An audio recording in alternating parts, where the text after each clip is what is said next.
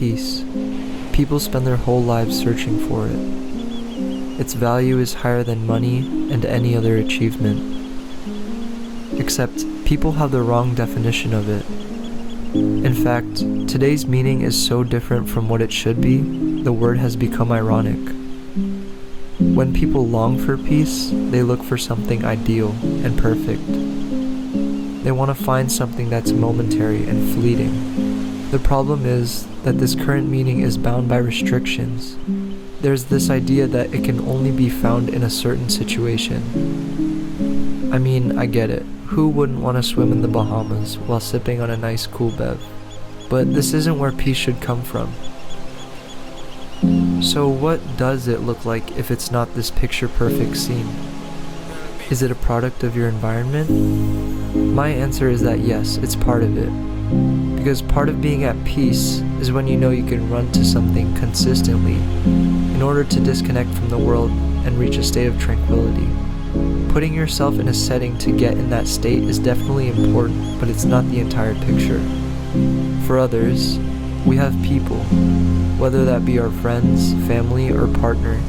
We have that person that brings us the feeling that we're floating on still water, or like we're sitting on the clouds. People are part of our environment, so we can choose to be with certain people who get us in this state as well. Oh my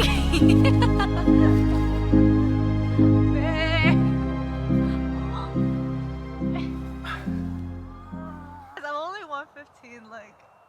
Okay.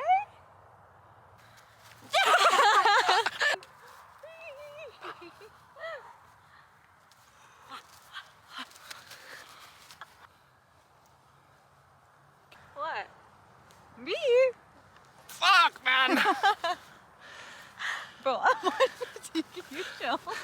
He's 120, bro. No, I'm not. Bro just dropped me on the freaking floor. Go, go, go. I'm so strong.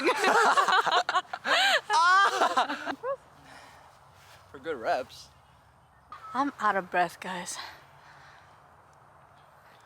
I look like I watched freaking. Wearing Uggs.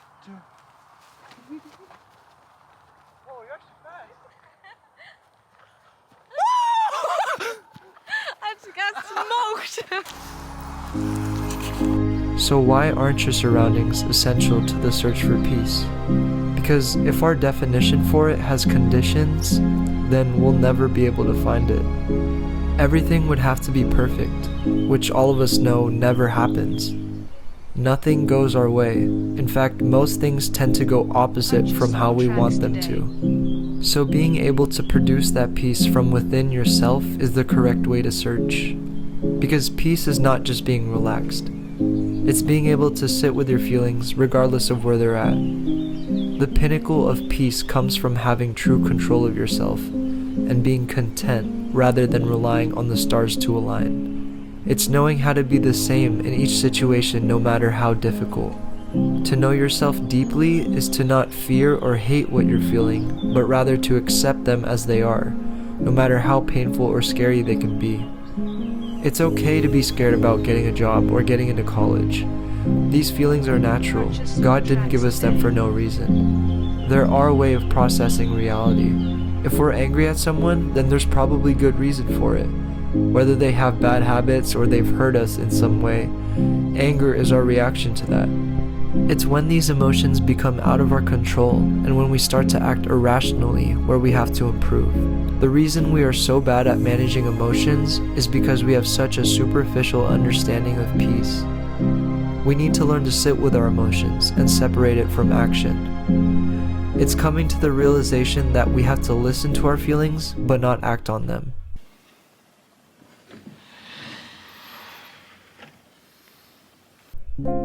There's a really big misunderstanding that people have, where they'll think, if I just finish this shift, then I'll be good.